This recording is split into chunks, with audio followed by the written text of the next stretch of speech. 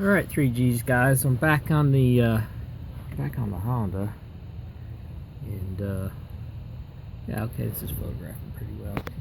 Yeah, I got this 5/16 line.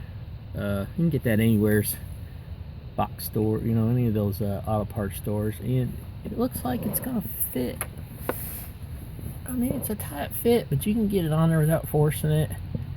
That's plenty. That's gonna be clamp worthy. So I'm gonna just take my time. I got my tools out. I kind of like using 1/4-inch sockets on these clamps. Got a bunch of different extensions and stuff. I got some more too, but yeah, I kind of like doing it that way. I mean, I got the old screwdriver out too, but usually end up more trouble than it's worth with the screwdriver. So yeah, just gonna take my time, change a few of these hoses that look kind of rotten. I'm not doing the whole car. I don't know if people got the wrong idea. Just gonna do the ones that are kind of bloated.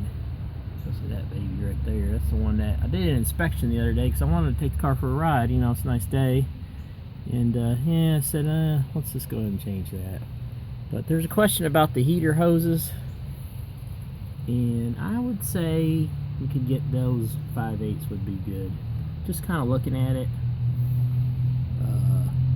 Yeah, I would say 5/8. I'm not gonna mess with mine. I thought about taking that off and measuring it for y'all, but you know, stuff like this is old and everything. You're just asking for trouble. You want to be careful around your wires. I laid that board across there, so if I do lean in there, I'm not pressing down on connectors. You know, on old 30-year-old cars, easy to snap a wire off or whatever. So I don't want to go through. I don't want to make it worse than it already is.